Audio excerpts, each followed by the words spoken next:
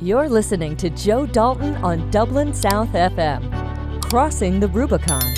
And welcome, folks, to another week. Yes, the weeks are flying in. It is in the middle of the year. We're having fun. We're enjoying the world, all looking out of our little pods. And thank God parts of America is opening, and hopefully then the rest of the countries around the world will see what's happening and make changes.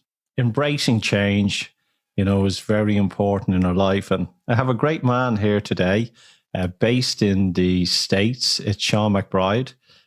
Shawn talks about freedom and about capitalism and how things are evolving within the business world as well to, you could say, make a buck or make a change or, be consciously aware of how you do things. Shawn, how are you? And welcome to Dublin South FM. I'm doing great. Thanks for having me on. Looking forward to the chat. And yeah, it's an interesting time. Obviously, a lot has transpired in the last, I guess it's 14, 15 months now. The clock keeps extending, on how long the COVID things have been around and how it's impacting society. It's obviously different impacts in different parts of the world, as you and I were talking a little bit of pre-show. But yeah, it's interesting. And I think, what we're seeing, and I think what got us introduced was talking about bringing freedom and using our freedom in this world. And there are business opportunities being created for those that are freedom loving. Here in the U.S., we're really dividing. And I think, internationally, we're seeing it too. So you've got the freedom loving camp, and then you've got another camp who's very much, government control, very much wants, kind of everything centralized. And that battle's going on. But I think there's still a lot of opportunity out there for the freedom loving people. Freedom loving people, the 60s was the freedom loving. That was a twist and a change in society. And, we are now probably entering another big shift in the world as well. And that's been brought on out of a pandemic, out of a COVID, which then brought us into lockdown, which then made everybody question everything, what the hell was going on. And absolutely. I think people are realizing it's, there's controls being put in. I'll see if this is going on in the States as well with yourself. When this was happening, everyone was going, oh my God, this is going to bring great change. Because everyone was there was compassion, there was empathy. People were, building with their communities, and they were going, great, this could change, because everyone was sick to death. Everyone was fed up with it, what was going on. Yeah. But it brought change, but it's brought more control. It's taken away liberties. It's indoctrinating, trying to indoctrinate our children into a new way of life, which could be wrong. And I think there's an old guard who are kind of going, hold on here. I smell a rat. And let's make change. And probably the next 10 years is going to probably be quite amazing and a great time to live as well. Great time to live. Yeah. And that's definitely what we're seeing here in the States, right? There's, there's definitely a faction that wants to control everything and lock it down, and put the government in the center and try to centralize everything. And then a lot of people who hold the kind of traditional American values, which, democratic values, and the idea of having freedom and liberty and everybody having a free voice and forming a society that way, are saying, hey, what we're doing is fundamentally destroying what we've built this, at least what we've believed we built this country and this nation on, and a lot of the other democracies in the world are built on, which is the idea that all of us can, have a voice and all of us can come to a collective answer. And what we're seeing more and more is it seems like certain people have just taken control, and they're like, well, don't question us. We've got control. And, if you're questioning us, then you're part of the problem and you're not part of the answer, which, feels anti-democratic. So we question us. Question. Are you a conspiracy theorist? Questioning me? How dare you? How dare you? Yeah. The level of questioning is just, it's unbelievably low, right? The government officials don't want to be questioned. They have these policies. They say they're good. You can't ask for the data. Here in the U.S., we have systems whereby we're supposed to be able to request information from the government. We call it Freedom of Information Act at the federal level, and there's state level similar laws where you're supposed to be able to write to your government and say, give me the information, give me your records. Let's take a look at what you're doing. And what we found is during the pandemic, a lot of government agencies have gotten very slow and very delayed in getting this information out, if they get it out at all. So the idea of citizens being able to watch their government independently, which is what these laws were based on originally, it's not working. And that makes people, makes people like myself say, what's really going on here? Why won't you show us what you're doing, right? If everything's great and you're doing a great job, then you wouldn't mind showing it to us and we can take a look at it, right? But that's one of the things is raising people's questions. And then, of course, the common label is conspiracy theorist, right? If you're asking questions and you're not just going along with whatever the official government releases, then a lot of times they want to put you in this category of being a conspiracy theorist or a separatist or not really, terrorist. That we've heard that label attached. You're a domestic terrorist if you're questioning what the government's doing. Where I think a lot of people they love the country. They just want to know and they want to be able to check it and say, are you doing the right thing? Maybe there's another perspective. Isn't it very childish that it's thrown out as, conspiracy? And if people looked up what the definition of conspiracy meant and what it boils down to is questioning things. That's it. Yeah. And, have we lost the run of ourselves that we are no longer lateral thinkers? We are just core thinkers, plodding along, being told what to do. And if you step out of line, you're called an idiot and a fool, Yeah. Yeah. Well, there's been a couple articles here in the U.S. One came out, 6 months ago. And it's kind of the tone of what's been going on. It said, basically, you shouldn't question experts in their areas of expertise, which, that's sounds good on its face, right? I mean, if somebody's the expert in something, right, you listen to them. But if what they're saying doesn't make sense, or if it's politically motivated, or it's based on conflicts of interest, or it's just not well thought out, you do need to question it, right? That's part of a democratic society. Obviously, all of us can't be an expert in everything, but we can at least know whether it makes sense. And of course, a lot of the decisions being made are multidimensional decisions, right? I mean, a lot of these decisions are being based on public health. Let's not spread a disease.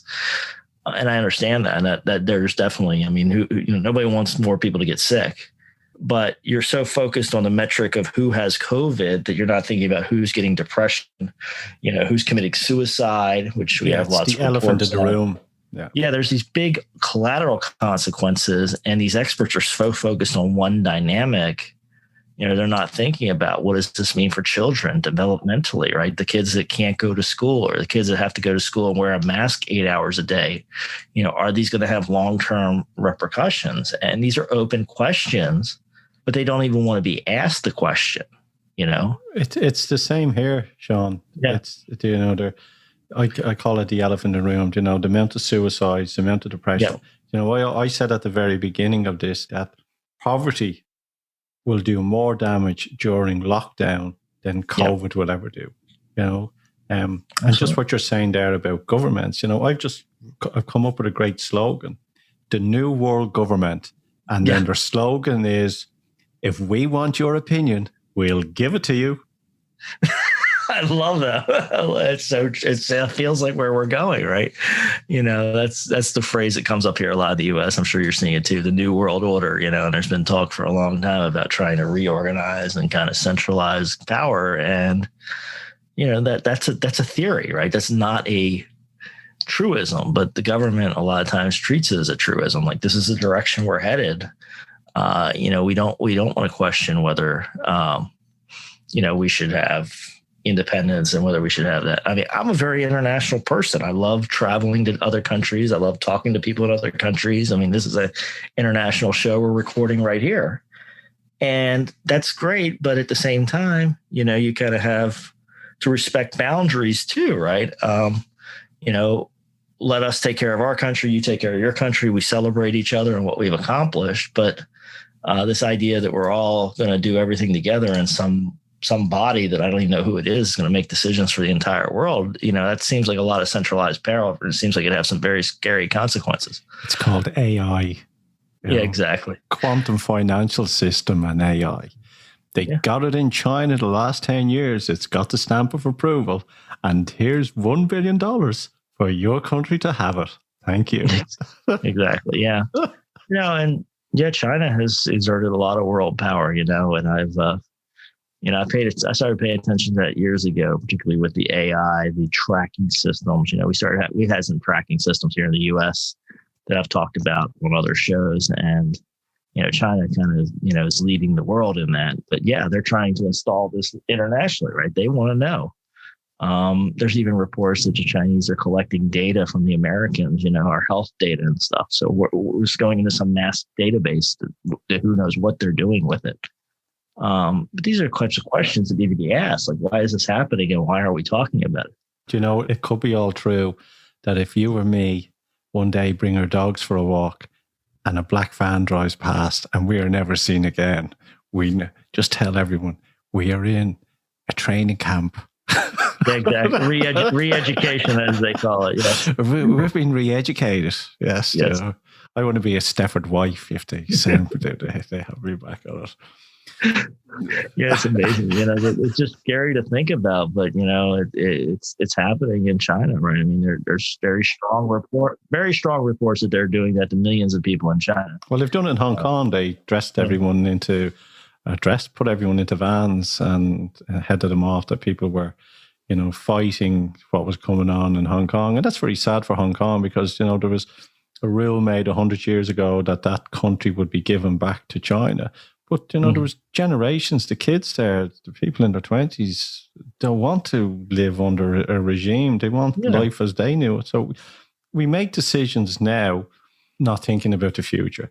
Like I'm saying on my show a lot is, ask the young people. Why is no one asking the 20-year-olds and, the 18-year-olds, 20, early 30s? Why are we not asking them? Why are we in our late 40s, 50s, 60s making decisions for these people? Because... They're the ones that are going to take us out of this, really and truly. They are, yeah. Understood. Yeah, I mean, that we're handing it off, and that's one of the big problems with a lot of the debt and the other things that we've done, right? I mean, a lot of people talk about the fact, we saddled the younger generation with huge amounts of debt, particularly with these super government programs that have been built around COVID, et cetera. And we're just handing it off to them. We're just going to say, here's a pile of debt, go deal with it. Especially with a generation that's already stressing over lifestyle expenses, the fact that things cost more than they used to. Here in the U.S., there's debate whether the younger generation will have as good of a lifestyle as their parents because of all the expenses and the way society has shifted. So you're right. I mean, it's a multi-generational issue. We need to come up with answers across the generations. The one thing I fear for some of the younger generations is, what's going on within our educational system, which is, like you say, they're being taught, here, listen to this, do this, and not think about the fundamental principles and the systems and the reasons why things happen. I'm watching that particularly with COVID, right? I mean, a lot of people are having reports, the children are just being told, wear your mask and do this and take your shot. And, everything's being dictated to them, and they're not talking about either side of it. It's not a decision. It's just it's an order, or it's a instruction. I believe what is happening, and a lot of people might disagree, that we're creating subservient adults. Our education system was built around the industrialist age, and then, we're getting in, and now we're evolving into who knows what. We have a road. We can go left or right, and that's the choice of the sovereign people of each country to make that decision. But our children are, in this situation that are, we're setting fear into these. I'm saying that if you have kids wearing masks in school, you're teaching them something. Your school is not just about education. It's about self-expression. It's about confidence. It's about communication. And these muzzles that are going on them is unnecessary because they're getting them to wear in school. They're outside playing the playground. They leave school. They're hanging with each other. Like, it's a mind really. Yeah. Yeah. Well, there's a lot of question about that, right? And what is it? You can't see you can't see each other's expressions through the mask, right? Us adults even struggle with that when you go to the store and you're trying to have a conversation with somebody with a mask on. For children developmentally, a lot of psychologists say that's very important, to see each other's expression and to have that connection. And you're right. here in the U.S., and I guess this is probably filtered throughout the world. Apparently, 6 foot separation. 6 foot's about 3 meters or whatever separate, and then suddenly now they go back and they're like, well, we pulled that number from some study in the 1930s from some other virus, and really it didn't have to be 6 foot. It should have been maybe 3 foot, right? That's the thing, right? Because nobody questioned it. Somebody, early on in COVID said that the right separation is 6 feet, and everybody started separating 6 feet and nobody questioned it.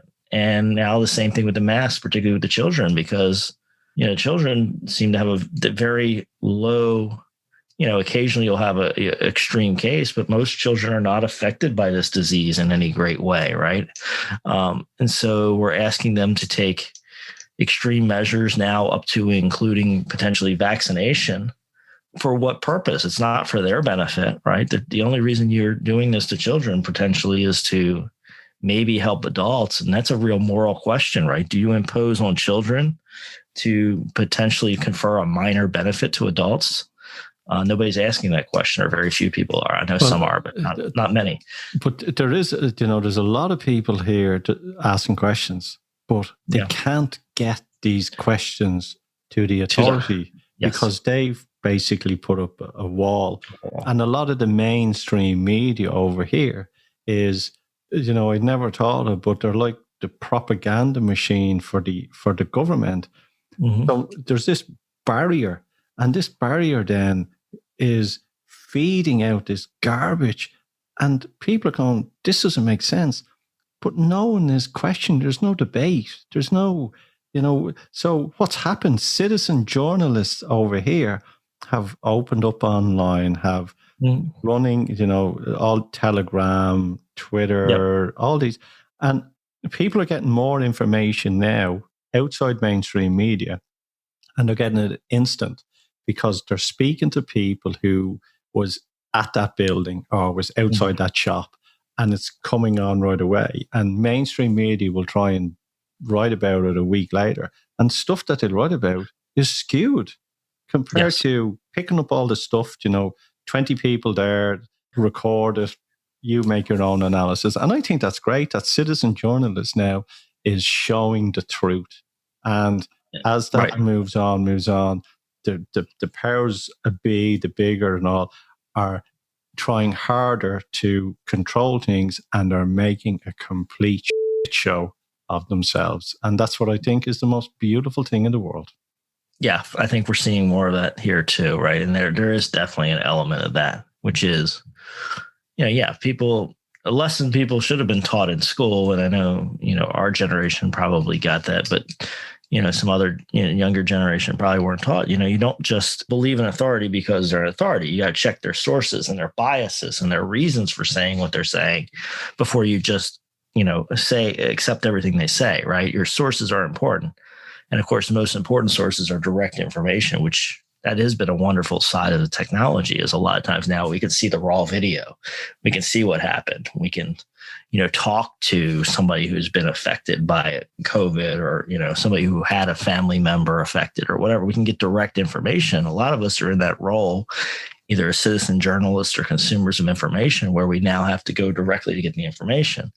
And I think there are a growing number of people that are going to that level. They're saying, look, I can't listen to this propaganda machine. I don't believe what they're saying. I need to question it. I need to get my own information. But it's hard because, now you have to find new sources of information. And a lot of people are busy, parents and, parents in particular, people who are working jobs, people who are trying to make ends meet during this situation are, often struggling with time. And now you've got to go do more work because you can't just believe the media. You can't accept their summaries for what they are. You have to go through and look deeper and say, is this true? Do I trust them? Are they telling me the right things for the right reasons? You're listening to Joe Dalton on Dublin South FM, Crossing the Rubicon. Capitalism. It's fair feeding is the name of the game. Yeah. Fact checkers, people are now realizing that a lot of fact checkers are full of shit. Yeah. They're actually just lying as well. But the one thing that I've sort of hit me the last couple of days is in business, if you have a team of people in business and you give them a project, right? Yes. You will then work on that project. They'll work on that project. You will check in every so often to see how are they getting on. How's the project? Are they right? Are they on the right level? Are they? Yes. So we're checking on this. And there's one thing that we give to people at the moment, which is the most precious item within our life, and we don't even check to see are they teaching, educating, helping, everything. And what I mean is that we're giving our children into schools and we're trusting for them just to educate, look after, and when they come home, we'll ask them how's their day, we'll check a bit of their homework, we'll give them their iPad. If that was a company, you wouldn't let another employee look at that project without you checking in regularly to see how that project was going, because your business would go under. But we allow that to happen to our children. Do you understand the analogy? Oh, absolutely. And I will tell you that is starting to shift here in the U.S. Same here. I don't know how it is in Ireland, but here, every parents generally have the option to homeschool their children. There is an increasing number of parents that are taking their kids out, and it's causing them tremendous difficulties and stress for a lot of them because, now you not only have to run a household, but you also have to be a teacher. It got a little extreme. We've talked about how extreme some of the government measures have gotten, and you wonder why. But there were certain school districts when they were doing the at-home learning and teaching kids over the computer. And the U.S. is now mixed. Some school districts are doing it over the computer. Some got people going in person. But one of these school districts, when they were doing the over-the-computer stuff, told the parents that they weren't allowed to watch their children being educated. It really makes you, makes you scratch your head. Your kid's in your house on the computer talking to their teacher, and they're making you sign something saying you, the parent, aren't going to watch what your child. Doesn't sound right. Something doesn't add up, right? A lot of this just doesn't pass that general, smell test. It doesn't make sense. Like something's not right here.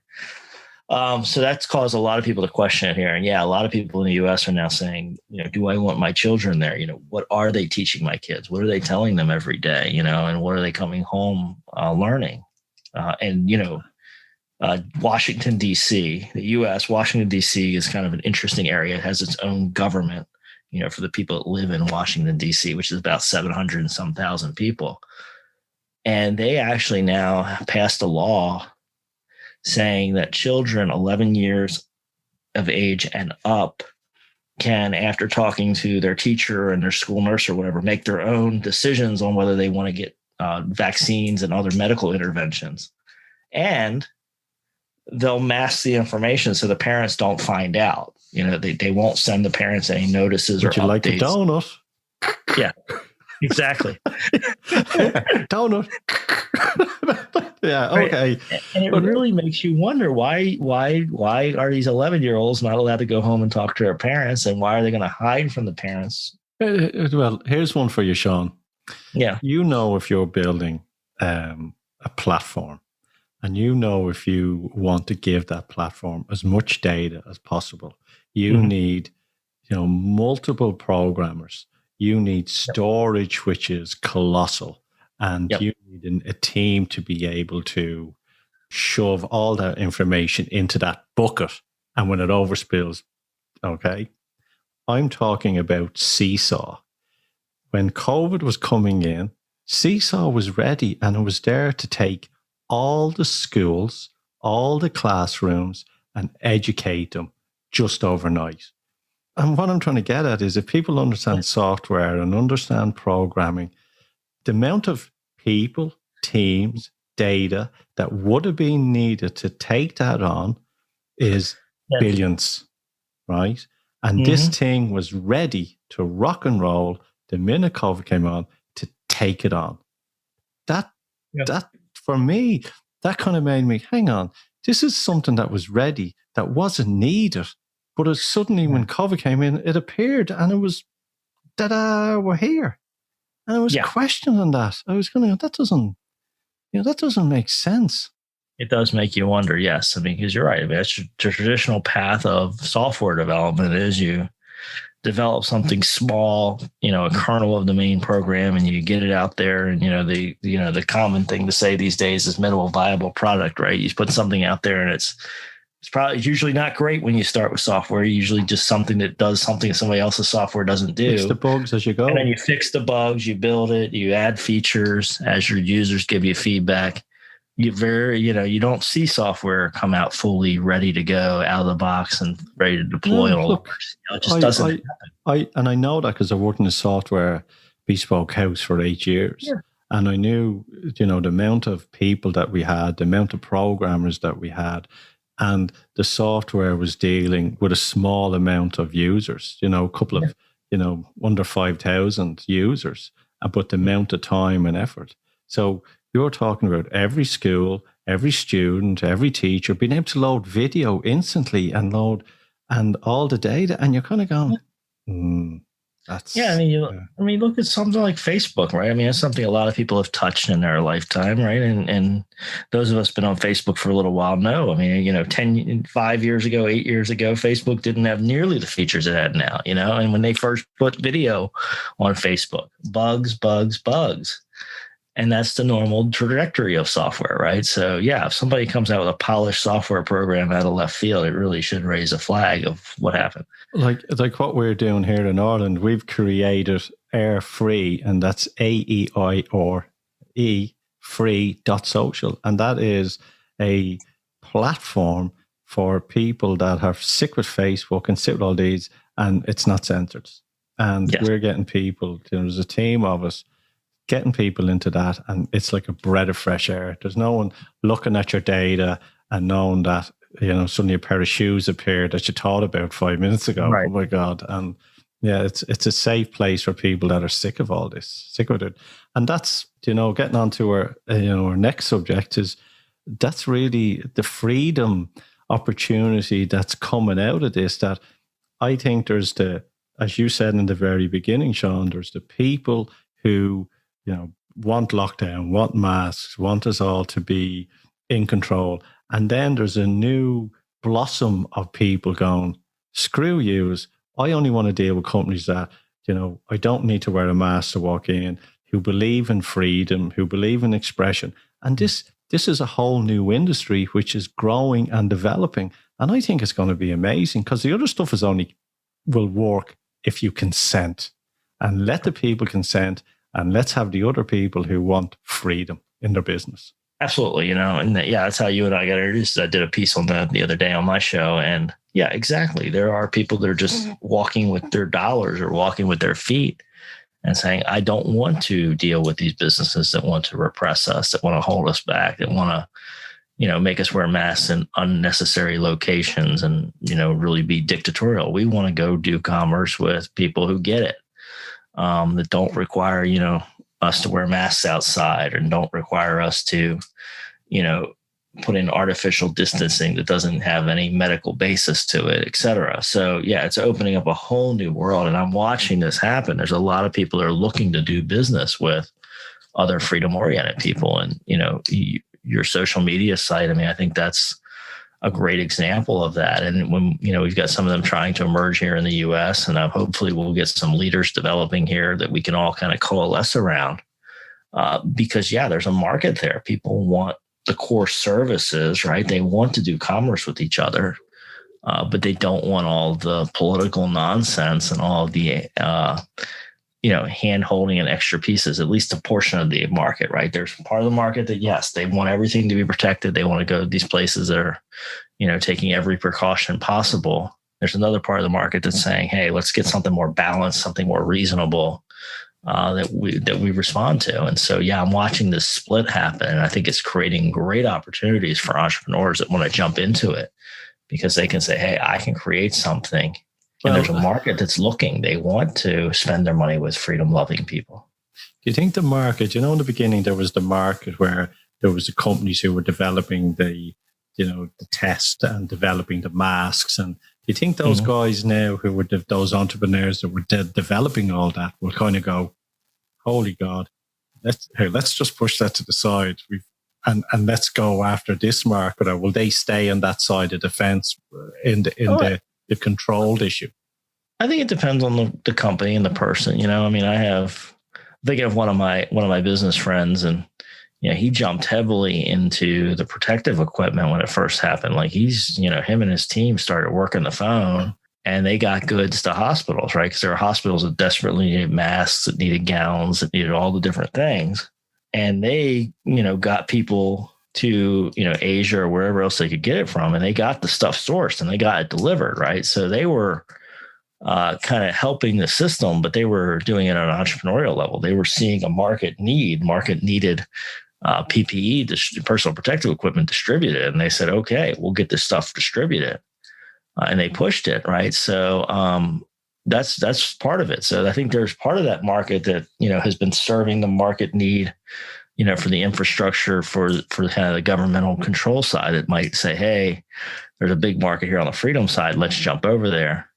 And then I think there's a lot of people who are just feeling underserved, and that's always an opportunity, is when you have a market need, people aren't being served in the way they want by existing structures. That's an opportunity for something new. And, there is a growing number of people who don't feel served by a lot of the big businesses, that don't feel like they can, engage in commerce the way they want to. So there's a whole opportunity there to go serve those people and help them, right? And especially as more and more freedom-oriented people get blocked from social media platforms and get turned away from other businesses, those people still have money and they still want to engage in commerce. So now it's an opportunity to cater to them. It's a whole new market that's developing. Like I did a show on censorship, about Twitter and censorship, and I posted up on Twitter and I got suspended. Touche. Yeah. But there's it is, right? I know that governments and I know that mainstream is saying the controlled is growing, right? And the freedom-loving people is small. And what I've noticed is that the people that's control and we're doing this, and that number is still the same amount of voices, and they're the same crew of people still talking, okay, since 2020. New people haven't come in. There's no one left. It's the same section of people in every country all around the world. But the freedom part is getting bigger and bigger and bigger and bigger. And even if you look at posts online where a newspaper or TV will post something on social media, you'll see all the abuse and that it get lost and all. Where at the beginning people are going, oh, great. And there's a shift. But mainstream and governments are saying, no, everyone is on board. And they're not. No one is on board. But is the entrepreneur frightened to go, I'm going to take a chance here and just work with, they're getting one thing from mainstream. They're getting one thing in the paper saying we're all on lockdown. Are they frightened to go, you know what? I'm only going to serve people that aren't going into this and take that chance. Do you think there's a fear element to do that, to cross that Rubicon, or, I'm watching more and more people do it, and part of this is your opinion of how strong do you think this is going to be in the future. I think that this is a growing and continuing trend. I think we're going to continue to have a tension, between that large organized group that is very about centralized control and the small and the growing group, as you say, about freedom. And I think that tension, personally, I think it's going to continue. If you believe, like I do, that that's a fundamental shift that's happening, time to get ahead of it is now, right? The time to embrace it is now. If you don't think it's going to last, then you're right. It's scary to jump into it because, if you jump into labeling yourself as being a freedom-oriented business and protecting freedom and want to work with other people who embrace freedom, now you've categorized yourself and maybe alienated that organized cluster of people that have been so noisy and dominant with the media. But if you think that this is a long-term trend, now's your chance to get in early, label yourself, and start growing your business. So part of what you got to do is you got to make a decision. Is this real or is it not?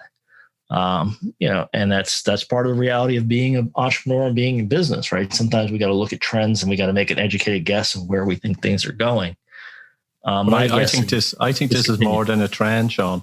Yeah. I think that because this is from a political level, trends in the last, the bell curve trends, right. in the last 30, 40 years. This is different. This is It's going to take a while to work out. Yes. And this is a fundamental viewpoint of the world, right? I mean, do we have centralized experts that, make our decisions for us, or do we have, freedom and independence and input and getting to solutions? I believe that that's where we're at. I think we're having that fundamental shift, which means it stays around for a while, which means it's an opportunity to jump into it.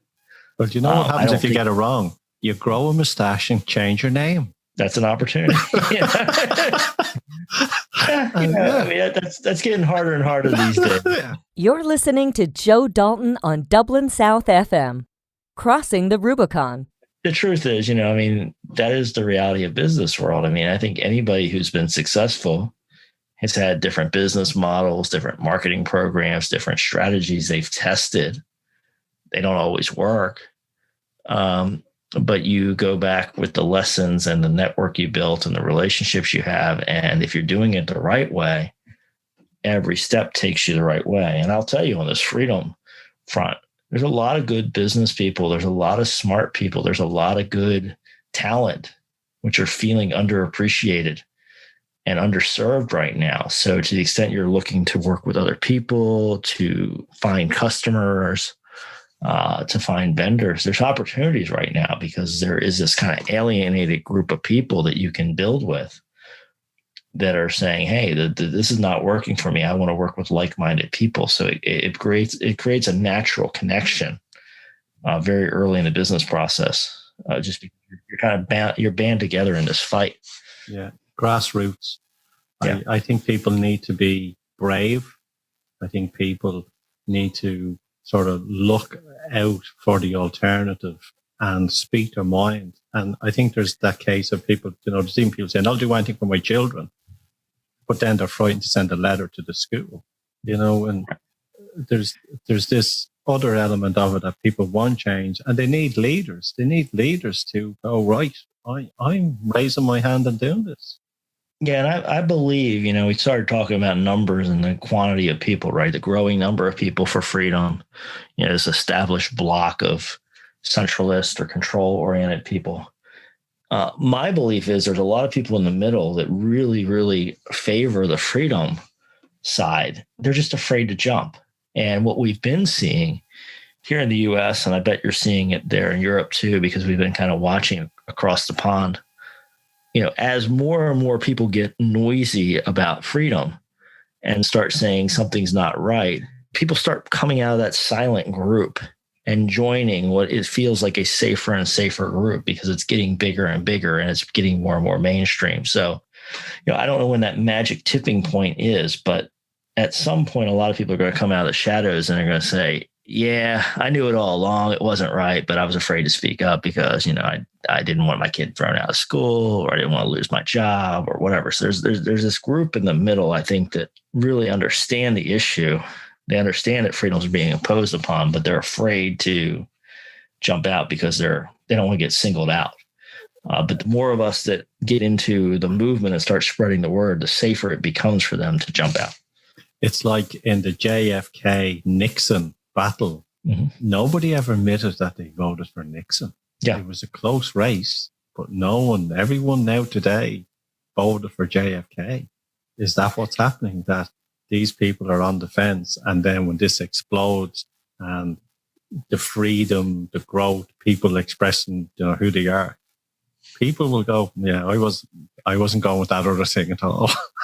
I knew all along. I was just waiting. I was just waiting. I was just biding my time. And that may you still have your mask on. Oh, sorry. Yeah, exactly. I forgot. Yeah. Exactly. No, I do that all the time. Yeah. So I think that may be one of these things. We may be a couple years in the future looking backwards, and everybody says, "Oh yeah, we always knew that those government people were lying to us, and that they weren't giving us the whole information, and we were just kind of biding our time, waiting." But we knew. I think that may be the tone of what we hear in the future. Well, I've noticed what's happening as well. There's a lot of people, like we do it for one of the other one of the other educational information that we do. We put up, we're putting up donations, and we seem to be, there's that trend of people wanting to support good quality information for what they're getting. And that's, that's the very much grassroots you're seeing as well. And I'm saying to people, I said, look, I can be wrong. I could be saying stuff here and I could be totally wrong, but I would rather be wrong and keep on doing this than do nothing and in 10 years' time go, damn, why didn't I do something? So even when people may laugh or snigger or think you're a loony for doing it, I'm happy with that because I feel I'm being that safeguard that's going to protect them and their children. It's not political. It's just making sure that it's right. So, we can all sleep better in 10 years. Yeah, I mean, we should be encouraging that. I mean, we talked a little bit about censorship, but I mean, we should be encouraging people to ask the questions, to spot the issues. That's how science gets better. That's how government should get better. That's how society should get better, is that, we should answer the questions of those that are saying, hey, something's not right. Hey, something's not working. And we should take it upon ourselves, particularly, and I'm speaking to those people that are in power right now, not that they're listening to us. But if you're that person that's in power, these people that are questioning things, that are asking questions, that are spotting issues, I mean, they can help you create better policy, to create more cohesive information, to close the information gaps, to get more confidence in your government policies. Look at some of the questions you're getting asked regularly that the media is not allowing to boil to the top, and answer them, truthfully. And if you do answer the questions that people have legitimate reasons for, they're going to be more confident in you if you give them a good, solid answer that makes sense. But people just don't trust when they don't feel like they're being dealt with fairly. And I think that's where a lot of people are right now, is they feel like we're being given partial information. The explanations don't add up. They don't make sense. And nobody explains it. You got to be more transparent. You got to open up. And on the other side, that's where the opportunity is there's kind of this freedom-loving people that want to be open and honest with each other and to allow things to be seen and to have this transparency. And that creates that opportunity we talked about. What do you see? We talk about, we know that trend is coming. There's people investigating and investing more in that freedom, freedom society, freedom business. What do you see it as being and growing into? Is it what's your thoughts on what it's going to look like? Well, I mean, there's a whole ecosystem that's needed. I mean, obviously, one of the first ones, and it looks like you're already jumping ahead of this, is social media. People want a channel where they can have open, honest discussion, and I got to think, even the people that are pro, centralized control and pro a lot of the measures that the government has done, they have to understand that you don't have a real social media working channel unless you have everybody from different points of view on there, right? Unless you can engage in spirited discussion and get to real answers.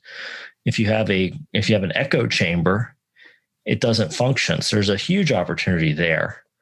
Here in the U.S., one that's been talked about a lot is transportation, right? Like they're talking about, putting a lot of these restrictions and countermeasures into the, air travel, et cetera. So people have been talking about, can we create a system where, we can not have a traditional airline, but, maybe have charter flights or other things where we can transport people around who don't want to participate in all the testing and party bus.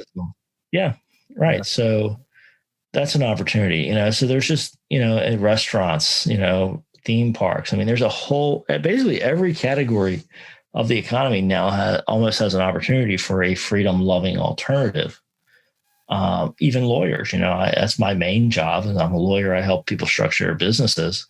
There's people who want to deal with lawyers who get the freedom issues, right? That say, what can we do? How can we embrace freedom within our business rather than having advice from lawyers that just say, oh, we'll just do whatever the government says and don't question it. And, they want to know that they're dealing with somebody who is going to fight for their rights and try to help them embrace freedom too. So there's markets for lawyers and accountants. I mean, there's a whole segment of opening opportunities right now for people that want to double down and say, I am the one that, will be part of your culture. I'll be part of your business ecosystem, whether I'm your customer or your vendor, but we're going to have freedom in our culture. And, we're going to help you embrace freedom in your business culture. They have to be ethical and passionate and have compassion. I think they're, are the things. There might be people that will go, "Oh, we want to get into this freedom," but they're only doing it for the buck. But I think when people are sincere about this movement or this culture, this whole new culture, with soft skills involved in it and everything as well, I think, if people come across like that, because people can smell BS now. Well, I hope they can. There's a very ethical side to freedom, right? I mean, those of us that love freedom, one of the reasons we love it is because it's grounded in ethics. You're not imposing upon people artificially, right? I mean, obviously there's some constraints in society, right? We're going to have taxes. You're probably going to have a speed limit on the road. I mean, we're going to have some things that we need to all agree upon to function together. But those of us that love freedom are saying we don't want to unnaturally impose upon other people and take away their choice, to take away their religious practices, to take away their spiritual beliefs, to take away the way they want to raise their family. That is a higher level of ethics to me, that we're embracing that individuality and we're not imposing upon other people. We're not forcing people to do things against their will because we're telling them to. That is a higher level of ethics. And I think that's one of the reasons why people are voting with their feet. And they are, a lot of times I know people are paying a premium to go to restaurants or to go to businesses that embrace freedom.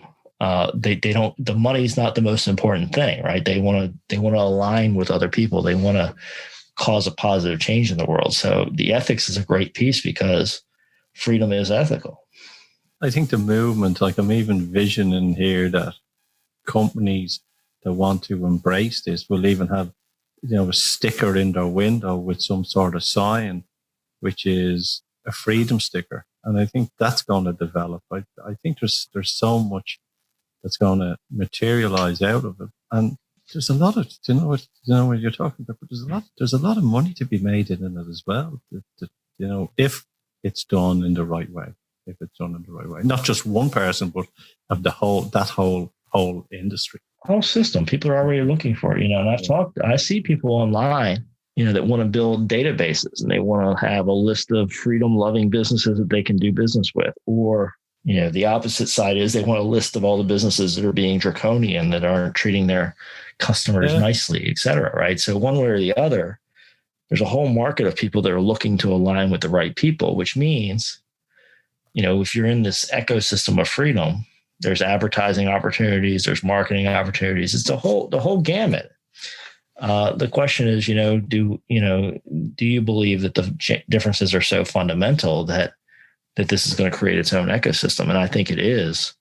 It's already happening, and I think it's going to continue because, I don't think this is a surface level issue. I don't think this just goes away. No, it's fundamental. I think the businesses that have thrown people out of their stores for not wearing masks, they are the ones. This thing is going to flip. It is going to flip, and they are the ones I think are going to be the ones that are affected. Yeah. People will remember. People have long memories, and they know when they feel like they were treated badly or unfairly, and I think people will remember that. We could talk forever, but we've run out of time, unfortunately. I've enjoyed that. It was a nice conversation, Shawn. Really enjoyed that. I enjoyed it as well. I hope your listeners got something from it, get some new ideas, maybe inspire something, and maybe a handful more people will raise their hand and say, I'm on the side of freedom and I'm ready to jump in, because I think it is the right thing for the future of the world. And you nailed it there as well. There's people who are lurkers. They're sitting there. They know this, they want this to change. They're just waiting for something to happen. I think you're right. And they're, and I'm not faulting anybody that's in that category, right? No, there's a lot of pressure and and it's scary, but there's a growing number of us. It's getting safer and safer for you to step out, and then to help more people step out, because together we're strong. We're super strong. Ripple effect. I think it's really the ripple effect, and together we are strong. And that's where, there's a lot of people out there when they listen to this show that I do, and they come back to me and they'll say, thank you. I now feel I'm not alone. I use an example that, there was a guy who disagreed with everything that was going on. There was a gang of people that disagreed with everything that was going on. And again, with mainstream, and a guy came along and told them what was true and what they needed to do. And mainstream didn't like what he was saying and these people were saying, and they nailed him to a cross 2,000 years ago. Yeah. And sometimes we have to speak out and stand up and without fear, because we know what is right. And the truth will eventually come out. Yes, it will. Shawn, if someone wants to jump on, see some of your videos, I know you're very inspiring on Facebook as well. So look, you have the floor if you want to tell us where they get you. Yeah. Future Done Right is my YouTube channel, Future Done Right. And we talk about the future of business and how to do it right and how to build your business for the future. So I'd love you to go check out that YouTube channel. PlanningDoneRight.com is my website. Just go there, scroll there, get on my email list. I send a lot of business tips, tricks, ideas, updates, so go check that out. And if you're more of a freedom-oriented person, you want to see what we're doing here in the U.S. for the fight for freedom, that's amfreedomii.com, American Freedom Information Institute, amfreedomii.com. So, folks, go check out any of those resources. We'd love to drop me a note. People reply to my emails. I send out emails to people that are on my email list. You can always reply to them. And I sometimes get in nice conversations with people. So say hi, let me know where you came from and say hi and what's happening in your world. Maybe we can use your lessons to help this fight for freedom internationally. Shawn, I'd love to get you to come on again. Let's see if we come on in a year or so and see where this whole movement, this society, where it's going on. Would love to do it. Yes, let's look forward to it. Shawn, God bless. Thanks, Joe. And remember, here at Dublin South FM, we're interviewing plenty of people around the world, conscious leaders, and that's why we have the Conscious Business Podcast, which is part of the Conscious Business Academy, offering purpose, profit, and prosperity in your life through soulful selling, mindful marketing, conscious leadership, and creative culture. If you want to reach out to me, it's joedalton.ie. You have an awesome week and take care and look after yourself.